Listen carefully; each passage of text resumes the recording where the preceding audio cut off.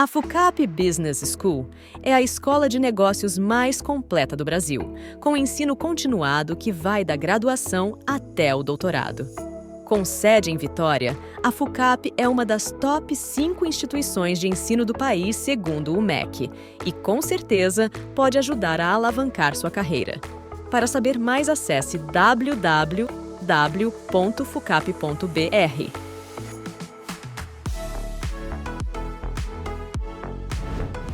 Olá pessoal, sejam muito bem-vindos ao IBFcast, podcast do Instituto Brasileiro de Executivos de Finanças. Estamos aqui no primeiro episódio de 2024 do Comitê Qualificado de Conteúdo, ISD. Nesse comitê a gente trata de assuntos relativos a finanças sustentáveis, aos assuntos relacionados à agenda ambiental, social e de governança que impactam os negócios e a sociedade, com o objetivo de promover um desenvolvimento cada vez mais sustentável. Eu sou Paulo César Silva, CEO da Irradiare Consultoria em Sustentabilidade e aqui como líder do Comitê Qualificado de Conteúdo ISD. Estamos aqui também com o Renan Lira, advogado, sócio da MFL Advogados. Também estamos aqui com a Cíntia Dias, mestre em Administração de Empresas, especialista em Comunicação, Sustentabilidade e Marketing. E com o Poliano Bastos, PhD em Finanças e Controladoria, professor da FUCAP, founder da Bastos Advisory e especialista também em Sustentabilidade Corporativa. E nesse primeiro bate-papo nosso de 2024, a gente decidiu trazer para cá aquilo que nós chamamos das tendências, as trends de 2024, quais são as pautas quentes, né, que estão aí na agenda ESG, que são importantes para que nós, no ambiente de negócio, possamos entender tanto os riscos quanto as oportunidades que estão associados a essa discussão. E para começar, nós estamos aqui no mês de março, ainda um mês que faz a gente lembrar, né, do Dia Internacional da Mulher, que passou recentemente. E esse é sempre um desafio em toda a discussão de gênero que vem acontecendo nas organizações. E nesse mês, especialmente, também tivemos um avanço importante, né, que é a promulgação da Lei 14.611, que trata da igualdade social e de critérios remuneratórios entre mulheres e homens. E, nesse sentido, cada vez mais o que a gente vê é que essa pauta da diversidade, equidade e inclusão tem ganhado espaço nas organizações. Essa é uma pauta quente para 2024, Cíntia? Com certeza. Avançamos muito em diversidade, equidade e inclusão, mas a gente tem que lembrar que ainda temos muito caminho a percorrer num país em que as mulheres ganham 77% do salário dos homens, em que o Brasil ocupa a posição 130 do ranking de igualdade de gênero, em que as pessoas pretas e pardas, embora sejam 56% da população, elas respondem por 71% das pessoas na linha da pobreza, e as pessoas com deficiência, 55% delas estão no mercado informal de trabalho. Então, não há como a gente esquecer o quanto que a gente tem que avançar nessa pauta ainda. E eu acredito que para que a gente possa avançar, Paulo, a gente precisa ir além do compliance. Eu costumo dizer que o compliance é ponto de partida, ele não é ponto de chegada. As empresas, elas atingem um patamar obrigatório, regulatório, mas elas têm que ir além. Isso tem que fazer parte do propósito delas, elas têm que acreditar nessa pauta, elas têm que fazer porque é o certo a ser feito e o que precisa ser feito. Enquanto a gente ficar preso na pauta regulatória, a gente vai ficar continuando a ter 2 a 5% das pessoas com deficiência sendo realocadas na empresa, porque é isso que a lei manda, ou a gente vai ter mulheres em posição de conselho e de alta liderança, porque a CVM indica isso. Então, a gente precisa passar essa pauta regulatória e atingir o ambiente de propósito, de que eu faço porque precisa ser feito. Enquanto a gente não chegar nesse patamar, a gente vai ver os números ainda patinarem. Perfeito. E eu complemento nesse sentido uma frase que eu gosto muito, que é do Simon Sinek, né? Ele fala assim, seus clientes são 100% pessoas, né? Seus colaboradores são 100% pessoas. Se você ainda não entendeu que decidir sobre negócio é decidir sobre pessoas, você não entende nada de negócio. Então, é isso. Essa pauta diz respeito a botar as pessoas no centro. E aí não faz sentido de falar de uma agenda ESG que, de fato, não coloca as pessoas no centro da mesa. Exatamente. E, Paulo, a gente podia falar um pouquinho de meio ambiente, porque o Brasil está no centro das atenções do mundo, né? Em novembro, o Brasil cediu o encontro do G20 e, em 2025, a COP30.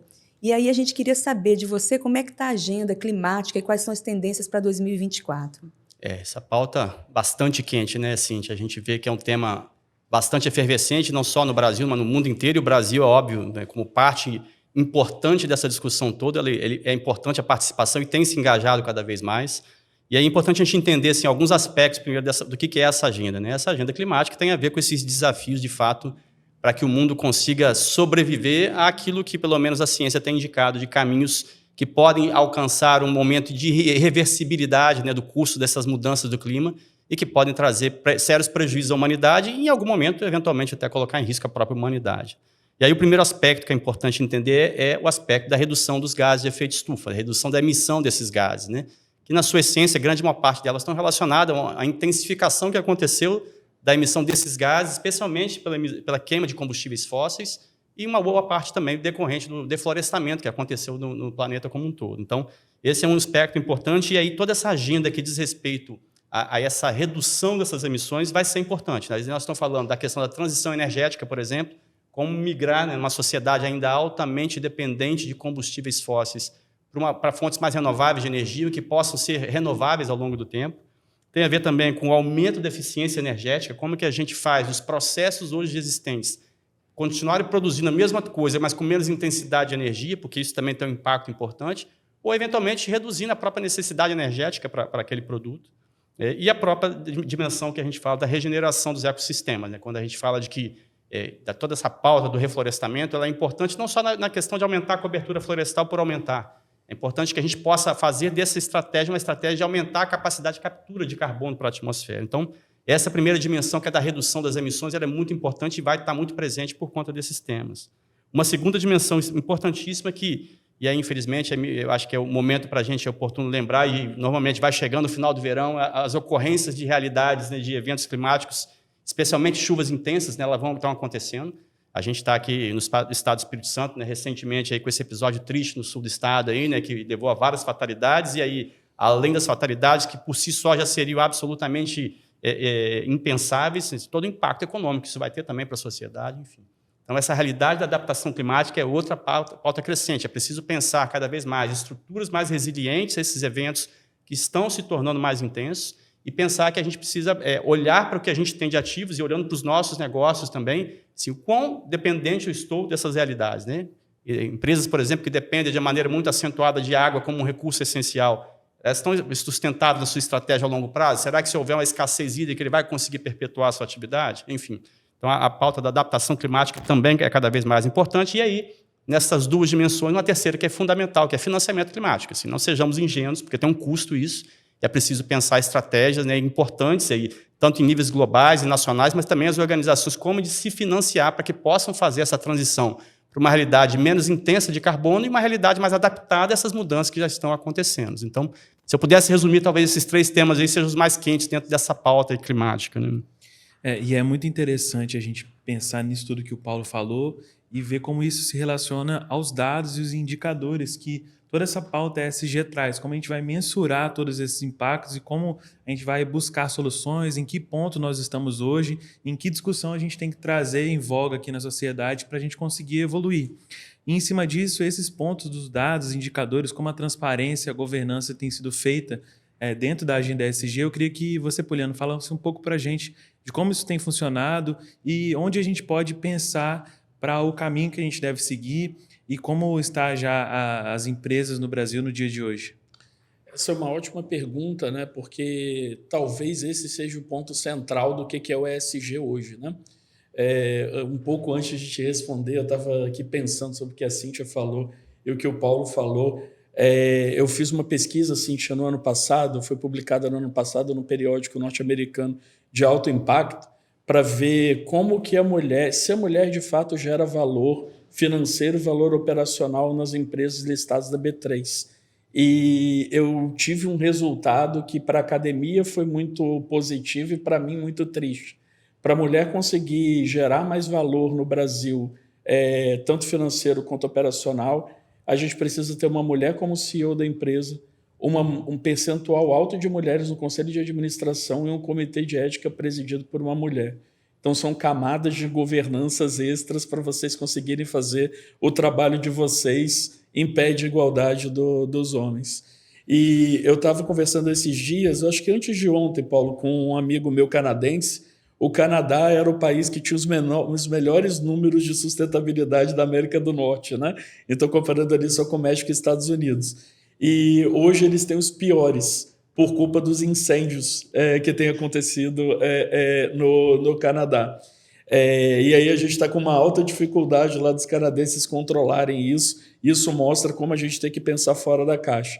E aí eu estava dizendo isso para mostrar como que os indicadores, o processo de mensuração e a própria agenda, ela precisa ser vista de um jeito mais amplo e não só de uma forma quantitativa, mas também de uma forma qualitativa, do que está gerando esses indicadores e o que está gerando esses problemas.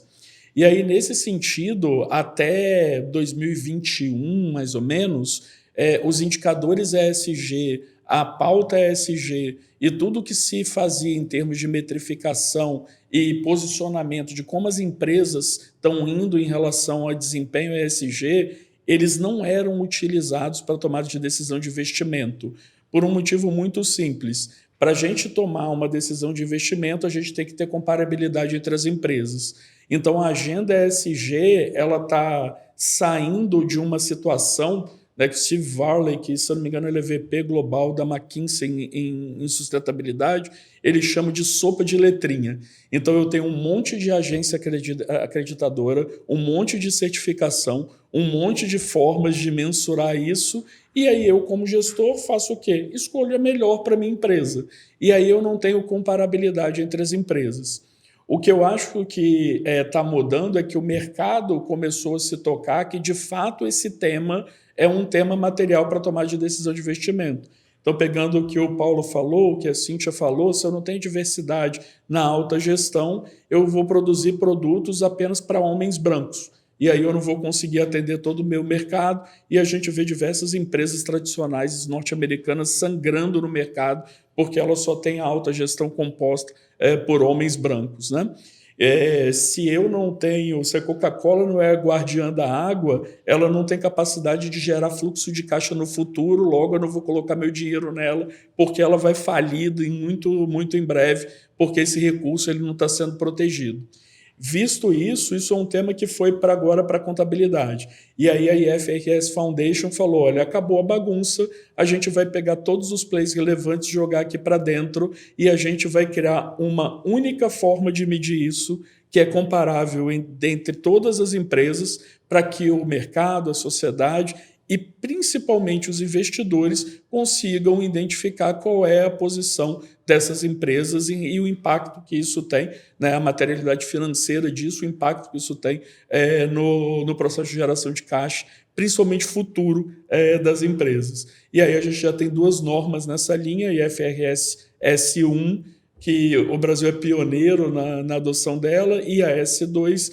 A S1 é um framework conceitual de como a gente divulga informações de sustentabilidade no geral, e a S2 específica, como o Paulo bem pontuou, para questões climáticas, porque se a gente não resolver o problema das questões climáticas, a gente vai ter para as futuras gerações aí um país inóspito, né? Eu costumo brincar que a gente tem dois planos B. Um plano B é colonizar Marte. E aí, quando eu falo que em colonizar Marte, todo mundo ri da minha cara e fala, mano, esse cara é muito louco, né? Tá falando de colonização de Marte. De fato, se saísse da minha boca, ia ser uma coisa bem louca. Só que quem tem um plano de colonizar Marte, porque acha que o planeta Terra é inviável, é um cara chamado Elon Musk. E aí eu deixo todos vocês pensarem se o Elon Musk é um cara muito doido que não entrega os projetos dele, né? E o segundo plano, o plano B que nós temos, é a gente levar toda a planta de produção da Terra para a Lua e começar a produzir lá, porque a gente polui a Lua aqui se dane com os problemas ambientais, porque não são um problema lá, e traz os produtos para a Terra. Pareço, de novo, um cara muito maluco falando que a gente pode produzir na Lua. Essa ideia é de um cara chamado Jeff Bezos, e eu deixo a todos vocês também avaliarem se o Bezos é um cara maluco, né? Mas pensando em termos de curto e médio prazo, é o que o Paulo falou. Ou a gente segura o aquecimento global, ou a gente segura o aquecimento global. Não tem uma outra alternativa. A gente só tem essas duas por enquanto. E aí a gente vê, né, dois nomes que você citou, né, Poliano, são pessoas da tecnologia. Então, Vamos trazer tecnologia para a conversa e vamos falar de um tema que é universal, não só em ESG, mas em todas as áreas, que é a inteligência artificial. E que ela tem uma contribuição para dar, né, Renan, para essa pauta de ESG, trazendo mais transparência para os dados. Eu queria te ouvir um pouquinho sobre inteligência artificial aplicada à pauta ESG. Legal. Primeiro ponto é que hoje a gente trata esses dois temas, né, ESG e inteligência artificial, como algo olhando para o futuro, né? Mas eu vejo que os dois pontos já são uma realidade hoje em dia. Olhando um pouco da inteligência artificial, a partir de 2022 a gente houve um boom mais aplicado, mais evidente para a sociedade como um todo, o advento aí do ChatGPT, que aí todo mundo ficou preocupado aonde isso se desdobraria, né? Porém, a gente vê que a inteligência artificial hoje já funciona como um braço muito evidente nas organizações. E dito isso, quando a gente olha para a pauta ESG e olha para a inteligência artificial, a gente vê já alguns pontos onde a inteligência artificial poderia auxiliar a pauta ESG. Entrando um pouco naquilo que o Poliano falou sobre dados, a inteligência artificial poderia ser utilizada para a criação, às vezes, de padrões complexos ou de como vai ser mensurado aquele relatório acerca da sustentabilidade, ou, por exemplo, na criação de registros imutáveis por meio das blockchains, a internet das coisas, que faz uma mensuração de dados ambientais em tempo real. Então, existem assim, diversas maneiras onde a inteligência artificial seria utilizada para poder melhorar os indicadores do ESG. E, olhando um outro ponto de reflexão, a gente pensa que hoje a inteligência artificial ainda não tem como ser verificada se aquela informação trazida é verdadeira ou não. E aí entra um ponto até que eu estava falando com a Cintia antes de começar aqui a nossa sala de conversa, é que hoje existe um projeto muito já forte, que está sendo inclusive investido pela Microsoft, algumas criptomoedas importantes como Ethereum, Polygon, Solana, que é a Módulos. E esse projeto está sendo encabeçado para ser como se fosse uma auditoria das inteligências artificiais. É uma inteligência artificial, porém ela vai ser utilizada para verificar se as outras inteligências artificiais estão produzindo dados verdadeiros, em cima daqueles prompts de comando, né? Então, hoje é uma discussão que já está em evidência, é como a gente vai verificar se a inteligência artificial está sendo utilizada de maneira devida ou não. E aí existem já projetos como o Módulos, que é o mais conhecido, que vai trazer exatamente esse ponto onde a gente vai ter um pouco mais de tranquilidade, né, em saber que aquilo que está sendo gerado de fato é verdadeiro, de fato vai ter relevância para o mercado. Então, de maneira geral, eu creio que a inteligência artificial pode ser de fato um divisor de águas, como já está sendo hoje. A gente vê, por exemplo, a evolução, às vezes, naquelas imagens que são mais ilustrativas, de como a inteligência artificial era em 2022, onde uma imagem era gerada totalmente de maneira descompassada, meio estranha, né? E aí, em menos de um ano, aquilo já ficou perfeito, onde a gente até se confunde, né? Se aquilo de fato é uma tecnologia ou se é uma foto tirada através do telefone. Então, eu creio que, com o passar do tempo, cada vez mais será necessário o uso da inteligência artificial dentro das empresas para gerar esses indicadores, fazer todo o controle de dados e também verificar outras possibilidades da aplicação da inteligência artificial. E a gente bem viu acerca disso quando a gente, recentemente, já começou a ver cargos de chefes de inteligência artificial nas corporações. E eu vejo que isso é um ponto onde as empresas já estão olhando, né? Poxa, eu preciso criar esse cargo, eu preciso ter esse cuidado, porque se eu não tiver, eu vou ficar ultrapassado. E eu vejo que a tecnologia hoje ela pode ser muito utilizada para favorecer as empresas. E essa tendência é algo muito forte e que eu creio que a cada dia mais a gente vai ver mais processos de automações, mais processos de verificações feitos de maneira mais assertiva. E essa discussão acho que ela é extremamente relevante, né, Renan, porque são os desafios. Assim como a inteligência artificial traz uma infinidade de oportunidades que chegam a gente ficar, às vezes, meio confuso, né? Para onde que eu vou com tanta possibilidade, com tantos caminhos, e aí, dentro dessa agenda ESG, onde um dos desafios, de fato, é o desafio da governança para melhorar a governança sobre as informações e fazer disso um processo que agilize a minha tomada de decisão de maneira mais assertiva, mas vem com ela um outro mega desafio, assim, no mundo, especialmente ainda onde a educação é algo ainda desafiador, especialmente num país como o nosso. E aí, sim, eu te provoco assim, nesse sentido, assim, como lidar com esse desafio da inteligência artificial, que é um desafio tecnológico, né, de apreensão de uma skill tecnológica, e quando a gente tem os desafios da inclusão digital ainda, assim, o que você pode trazer? Me parece que esse também é uma tendência também forte, né, de como aprender e como acelerar o processo da inclusão digital. O que você traz sobre isso aí? Exatamente. É um desafio não com D maiúsculo, não, com todas as letras maiúsculas, né? A gente precisa entender a inclusão digital como acesso democrático de todos os brasileiros às ferramentas de tecnologia da informação. Isso passa por 3 fatores que acabam se revelando 3 gargalos: o dispositivo para conexão, o acesso à rede e o domínio das ferramentas. A gente, olhando as estatísticas de 2023, a gente vê que 84% dos brasileiros eles realmente acessaram a rede, mas em que condições? 58% deles fizeram acesso à rede pelo celular. Apenas um terço dos brasileiros esteve plenamente conectado. A maioria da população é subconectada. Se a gente pegar a população preta das classes C, D e E, elas ficam metade do mês desconectados da internet. Aí você pode falar assim, mas as estatísticas mostram que os estudantes passaram 36 horas semanais conectados, apenas 5 tutoriados por um professor. O restante do tempo estava onde? Em rede social. E aí a gente se depara com os gargalos, né? Infraestrutura de conexão. Qual é a amplitude, qualidade, o custo da rede? A gente sabe que quanto menor a renda, pior o sinal.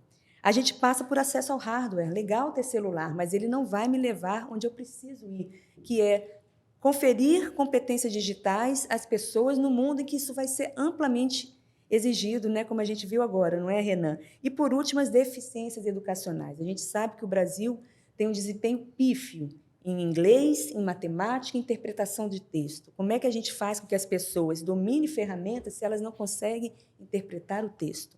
Então, a gente tem que realmente agir para que a gente tire o Brasil da posição vergonhosa que ele está hoje, de 80º lugar no ranking de alfabetização digital. Isso vai exigir um esforço enorme de governo, de iniciativa privada, de organizações não governamentais, de todos nós, porque senão a gente não vai conseguir colocar o brasileiro nesse patamar que é exigido no mundo de hoje. É realmente um desafio imenso. Sensacional isso que o Renan trouxe, que a Cíntia também trouxe, que nós tivemos aqui um ponto e um contraponto, né?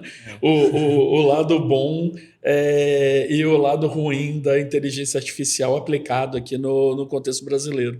Eu acho depois, Paulo, que isso vale um café do nosso CQC para a gente conversar sobre isso, né? Para tentar fazer o lado bom que o Renan trouxe chegar ao lado que tá aí com defasagem, né?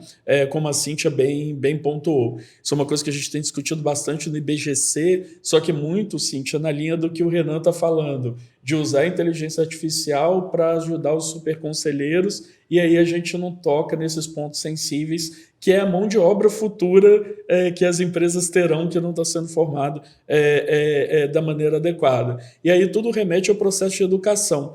Porque quando a gente tem uma educação sólida, a gente tem, Paulo, mais transparência. E isso é uma conversa que nós já tivemos diversas vezes, né? E tanto publicamente como pessoalmente. E eu sei que você é uma pessoa que, de fato, entende e acredita que o processo educacional ele é uma forma de fazer essas conexões da parte boa com a parte que está demandando recursos, né?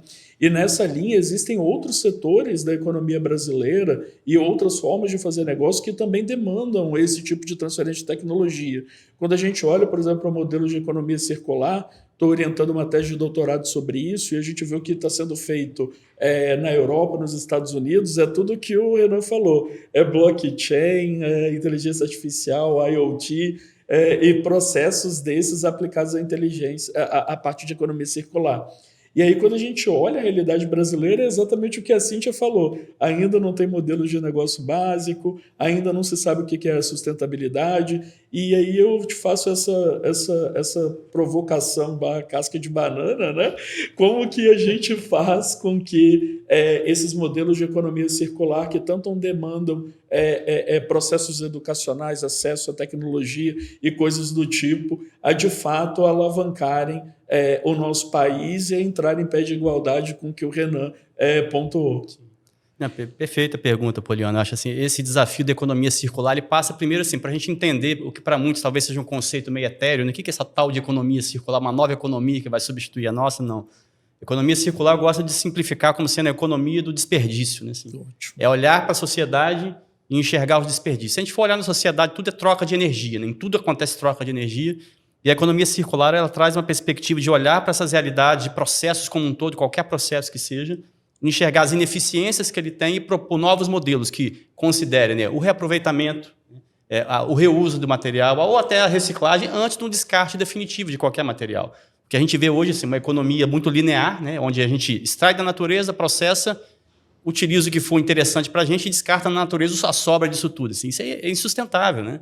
E aí essa lógica da economia circular ela vem como um componente importante, inclusive dentro dessas estratégias que a gente chamou de mitigação dos impactos das mudanças climáticas. Quando eu falo de um processo mais eficiente, que olha para o que de fato eu preciso essencialmente, sem gastar um centésimo que seja de energia a mais para fazer aquilo que eu preciso, eu estou sendo eficiente e estou aproveitando melhor aquele insumo que eu extraí da natureza e estou beneficiando ele melhor. Só que eu preciso ampliar isso para que todos possam entender de que forma eu posso potencializar o uso de cada produto, de cada serviço, até se esgotar todas as possibilidades e lá no final eu tenho algo que eventualmente vai ser descartado e aí, óbvio, em algum momento a tecnologia vem a favor disso também para nos ajudar o quê? A ver, isso que sobrou aqui, que não tem como destinar, é preciso pensar uma solução para isso em que eu possa pensar um outro uso que jamais foi pensado para isso, e aí toda essa febre da inovação, eu acho que ela tem que vir junto com essa discussão para poder ajudar a transformar isso, que é um conceito, né, de reduzir os desperdícios e as ineficiências e fazer daquilo que for os eventuais desafios, fazer com a inovação uma agenda para poder encontrar soluções que vão ajudar. Então, assim,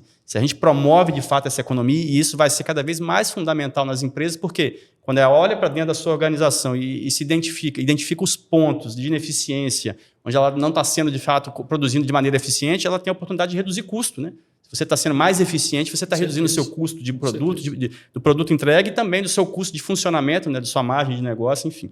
Então, a economia circular vem com essa proposta, e eu acho que ela tem muito a contribuir, ela vem também como uma pauta, uma tendência muito forte, por justamente estar conectado com o desafio da redução das emissões de gás de efeito estufa.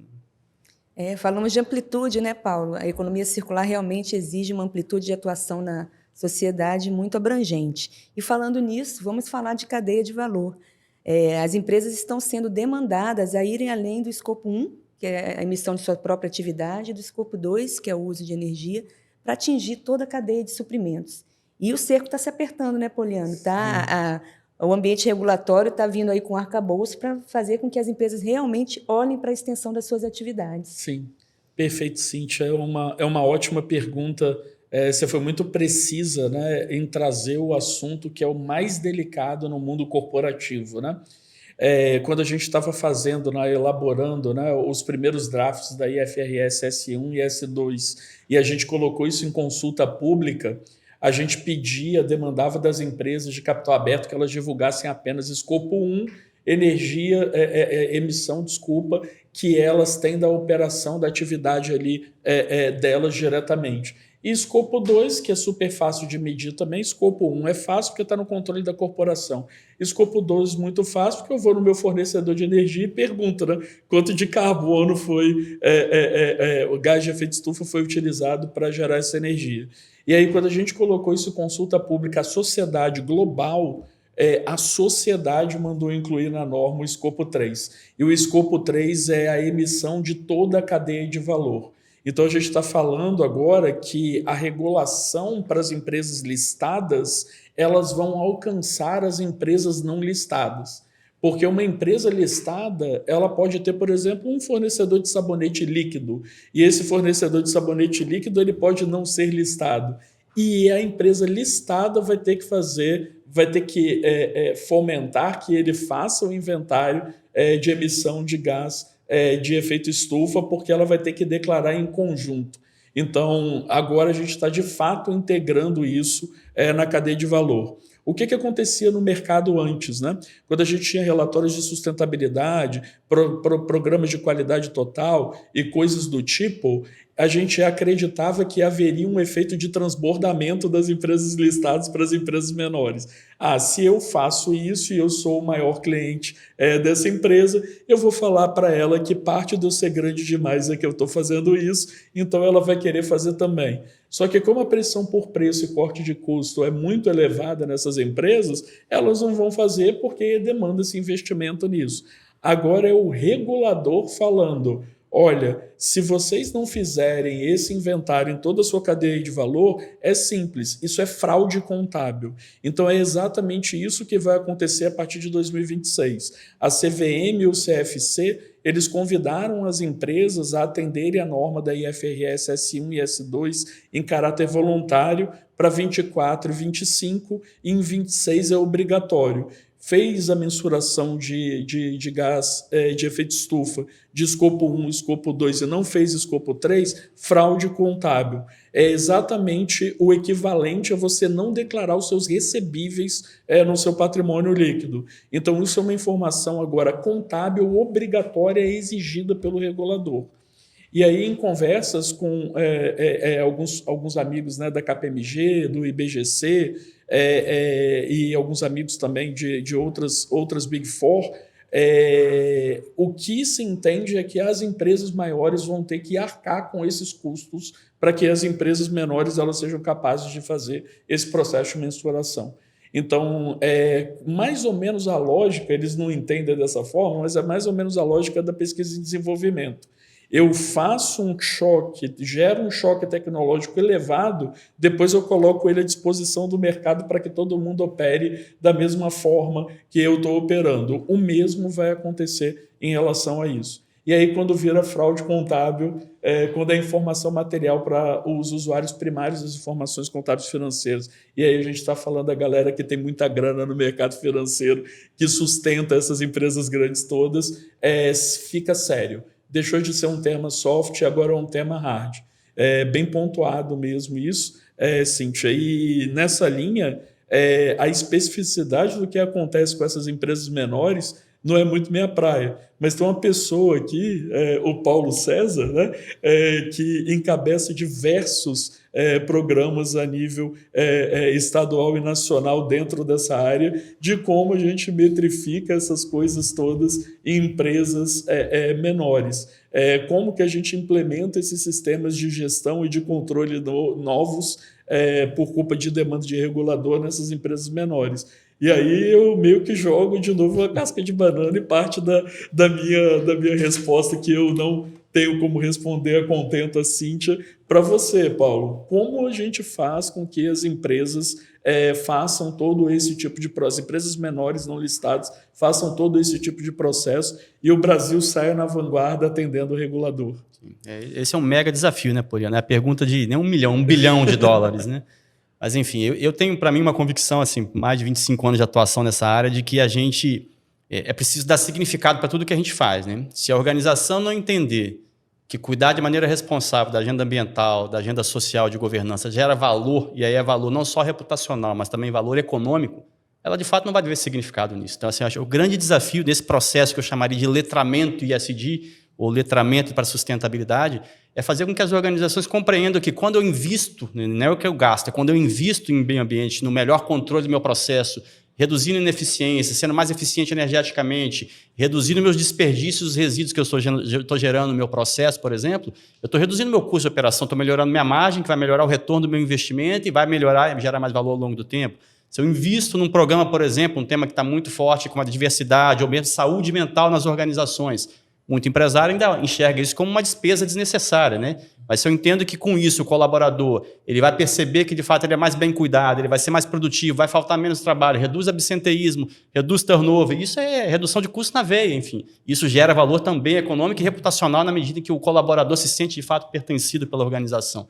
Eu acho que o grande desafio para mim passa por isso, de fazer com que as lideranças entendam de fato que essa agenda, mais do que despesa, ela gera valor de fato, e aí eu acho que a conversa fica mais fluida para acontecer, né? Legal, eu acho que talvez seja o único caminho, né?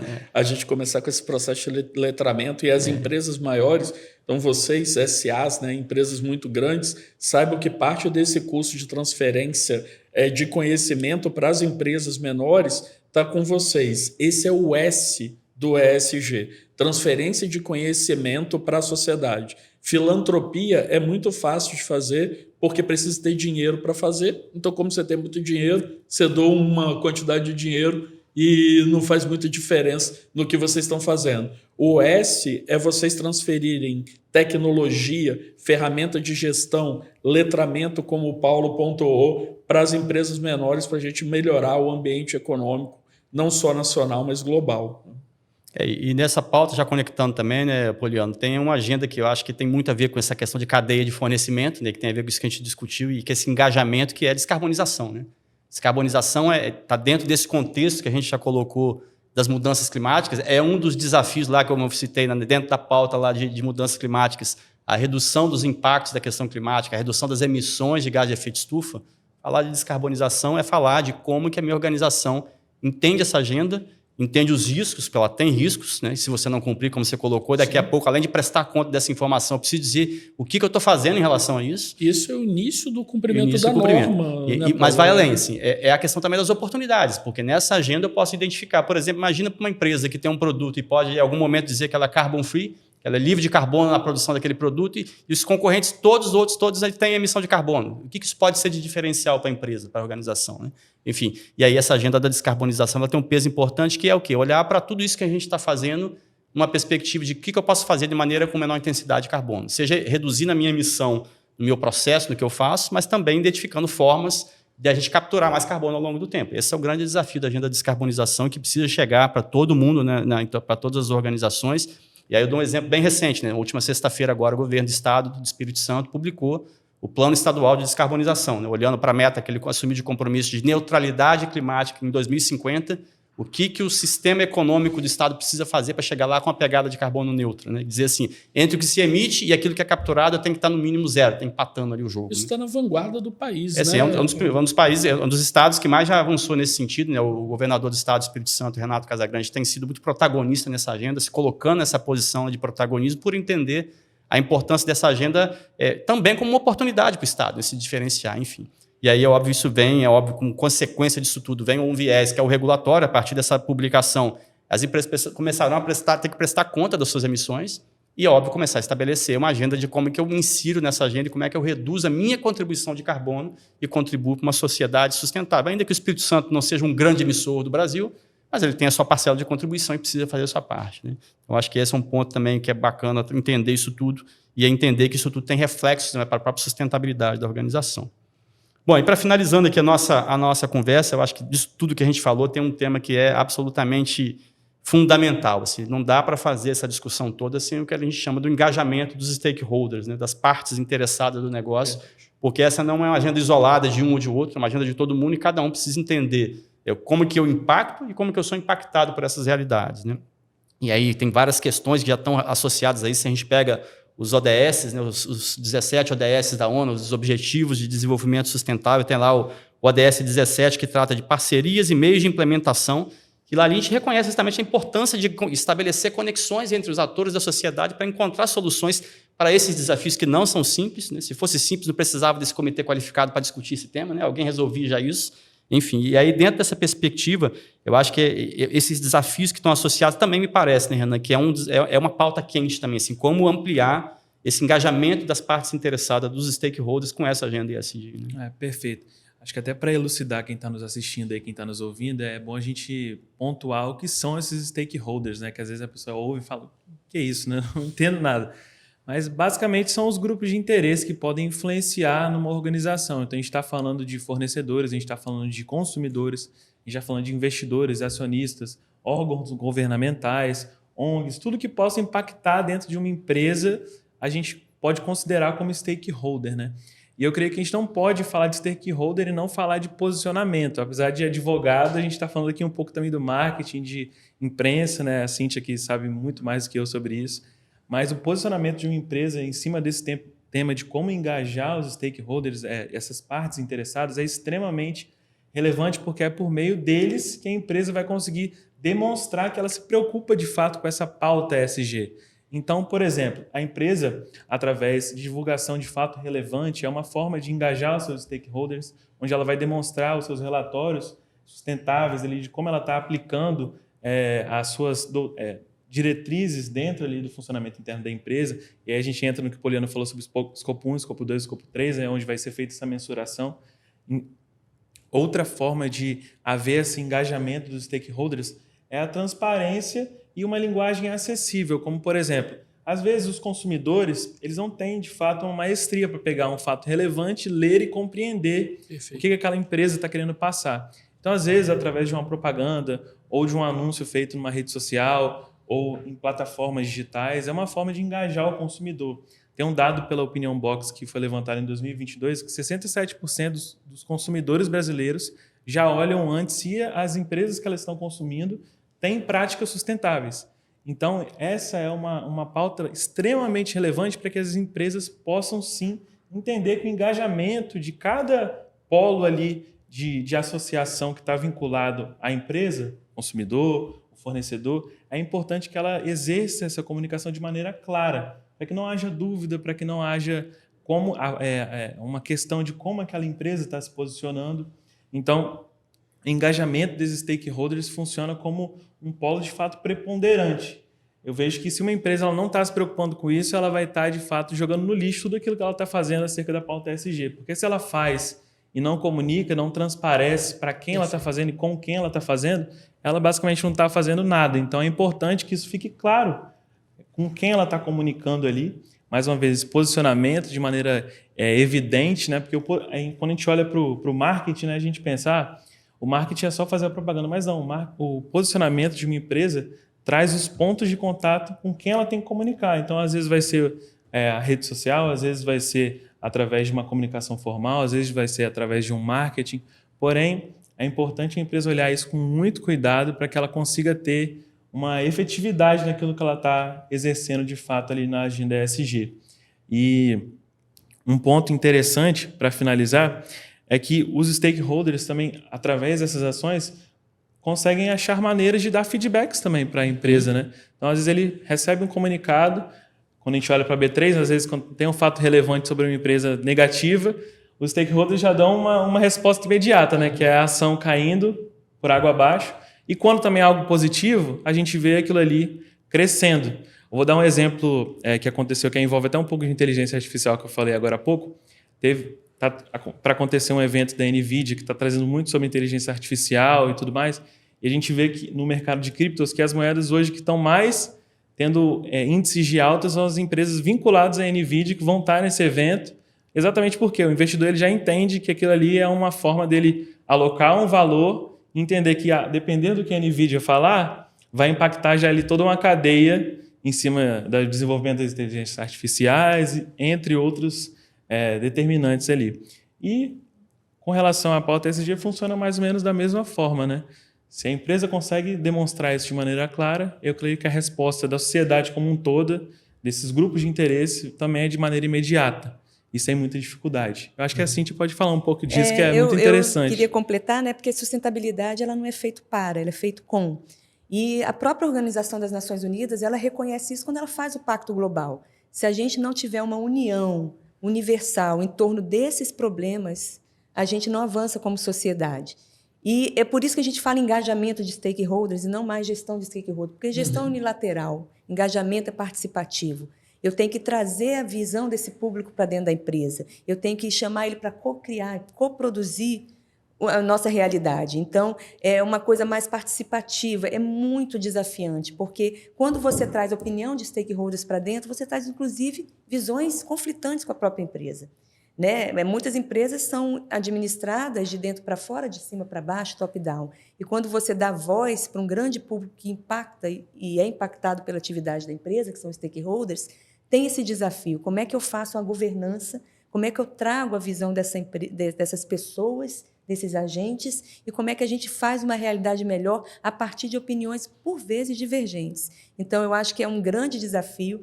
Não à toa é o ODS 17, porque sem ele os outros 16 não vai, a gente não vai erradicar a pobreza, a gente não vai promover educação de qualidade, a gente não vai ter igualdade de gênero, se a gente não se unir em torno desses problemas que são complexos, e como problemas complexos não podem ser resolvidos como a gente resolve um problema comum, de causa e efeito. Às vezes a gente não consegue nem ter correlações entre os vários fatores que estão ali. Então, eu acho que esse, Renan, realmente é um problema não, é uma questão gostosa que a gente vai ter que resolver, é de engajar os stakeholders, trazer a visão deles para dentro da empresa, ter uma boa governança para que isso aconteça e a gente conseguir transformar a realidade que a gente está inserido a partir de uma visão múltipla. Cíntia, eu sei que a gente está até fora do tempo e por isso eu não estou olhando para o Paulo, que é nosso host, e aí ele não pode brigar comigo, entendeu? Então eu estou olhando estrategicamente para você. O Renan ele falou que os consumidores, né, todo mundo lá dos usuários de informações contábeis, eles são stakeholders. Pelo que você está falando, pessoas da sociedade civil que não consomem o produto da empresa são stakeholders também, né? Também. O investidor estrangeiro que quer colocar dinheiro no Brasil, ele também é um stakeholder. Eu posso dizer que os stakeholders hoje são todas as pessoas do planeta? Os stakeholders do planeta, sim, são todos, né? Mas de uma empresa é daquele território em que ela está inserida e onde ela impacta a vida social. Então, funcionários, a sociedade onde tem uma empresa inserida, que às vezes faz uso de água, faz uso de recursos naturais, a família desses funcionários, agentes governamentais, consumidores, shareholders, né, que antes a empresa era totalmente dirigida para shareholder, agora é stakeholders. Todo esse público ele é impactado e ele tem direito à voz. E aí, Poliana, quando a gente faz gestão, né, falava-se gestão de stakeholders, agora engajamento, se pensa muito, eu vou fazer isso, eu vou mapear quais são os stakeholders, eu vou classificar eles por ordem de importância e de estratégia. E a gente fazia toda essa gestão para ter o quê? A licença social para operar, que é aquela licença que não é legal, que não tem um contrato, que não tem uma lei, mas que é a favorabilidade da sociedade para que a sua empresa opere. Quando ela perde a favorabilidade, há uma série de conflitos entre as pessoas para que ela não atue naquela área. E essa licença social, às vezes, é até um pouco arrogante, né? Porque eu preciso fazer isso para conseguir aquilo. E a sustentabilidade, você sabe bem, ela não é bem causa e efeito. Ela é uma visão maior. Eu preciso fazer porque precisa ser feito. Ele não é um toma lá da cá, ele não é um trade-off. Né? Então, esse é o maior desafio do engajamento de stakeholders, é trazer essa realidade de grupos distintos para dentro da empresa e você até trabalhar a licença social para operar, mas não porque eu faço isso para conseguir aquilo, mas eu faço isso porque isso precisa ser feito.